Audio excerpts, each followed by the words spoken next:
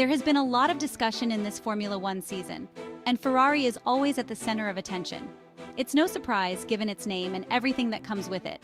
Whether it fights to win, loses, finishes mid-pack, or suffers embarrassing moments due to misleading communication, the fact remains that everyone talks about the Maranello team, both in Italy and around the world. It always makes headlines, regardless of the circumstances.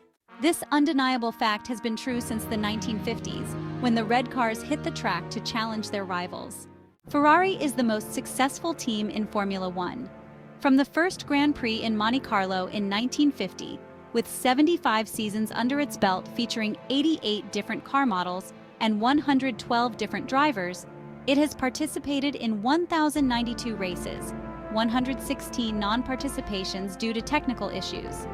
The prancing horse has amassed 246 victories, 252 pole positions, 262 fastest laps, 821 podiums, and 86 double wins. In total, it has earned 10,113 points, averaging 9.26 points per race and 134.84 points per season. The team has covered 631,261 kilometers over 123,257 laps, including 15,888 laps, 82,386 kilometers, led in a race. These staggering numbers place Ferrari in the elite category. However, when comparing it to Mercedes, we see that the German team has performed significantly better in percentage terms. Considering its presence in Formula One in the 1950s and its return in 2010, in just 17 seasons, Mercedes has recorded 128 wins, 139 pole positions, 109 fastest laps, 296 podiums, and 59 double wins. In total, it has accumulated 7,551.5 points. The averages are striking: 24.28 points per race and 441.21 points per season.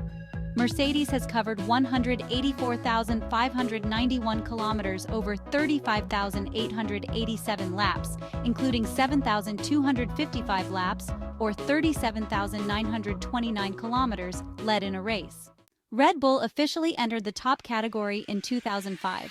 The Austrian team has tallied 120 wins, 103 pole positions, 98 fastest laps, 279 podiums, and 31 double wins, accumulating 7,723 points.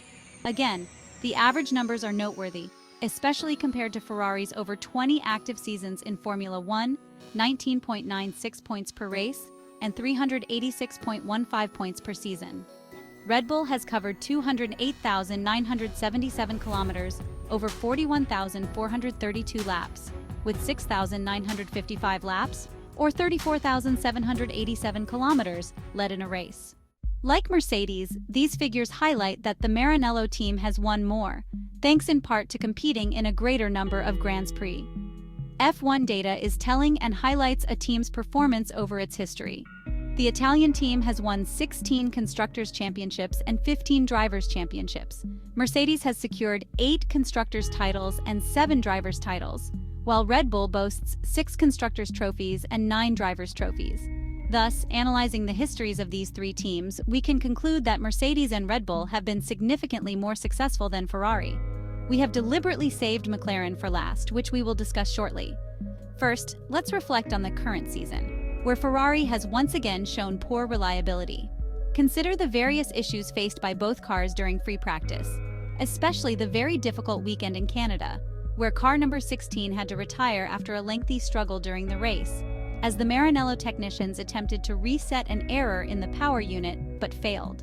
Not to mention the anti-stall incident in Austria during Q3, which caused the car to shut off and prevented Charles Leclerc from making his last useful attempt. In the overall context of the championship, the issue of updates must certainly be mentioned. Once again, Ferrari loses its way, and just when it seemed to be on the right track, it produces a faulty update that effectively destroys all the team's hopes of fighting for the titles this year. It would take more than 2 months to repair the situation, during which the performance of the Italian cars has been quite disappointing.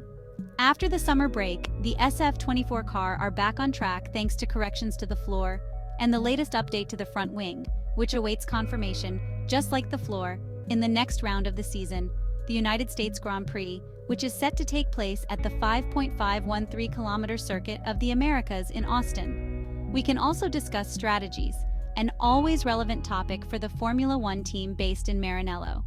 Although some progress has been seen, there have been races where tactics produced negative scenarios. This remains an issue that needs to be resolved. There's also another matter that raises eyebrows. It concerns Ferrari's communicated message. When problems arise, there is always an air of mystery. Consider the troubles in Canada with the power unit and in Austria with the anti-stall system, leading up to the tire blanket issue in the qualifying session for the Singapore Grand Prix. Certainty is never provided, and there tends to be an effort to conceal events or even disguise them. The statements made are also peculiar, such as the one regarding Enrico Cardil's sudden departure, which occurred without warning. The technical director of Ferrari leaves the team, which makes a huge effort to write 4 vague words where nothing is explained at all. And that's just fine. This is the picture where we might also mention the presumption of not hiring Adrian Newey because the group is more important, or because one man does not make a difference. Returning to McLaren, the Woking team has spent much more time in Formula One compared to Mercedes and Red Bull. While it doesn't reach Ferrari's number of appearances, it certainly comes close. McLaren has participated in 963 Grand Prix over 59 seasons. During this time, it has achieved 188 wins, 161 pole positions, 170 fastest laps, 521 podiums, and 49 double wins. This totals 6,807.50 points, averaging 7.06 points per race and 115.38 points per season.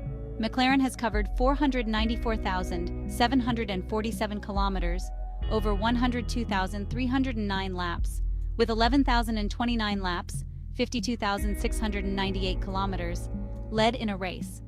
Its title tally reads 8 Constructors' Championships and 12 Drivers' Championships. In terms of overall average, McLaren has performed worse than Ferrari.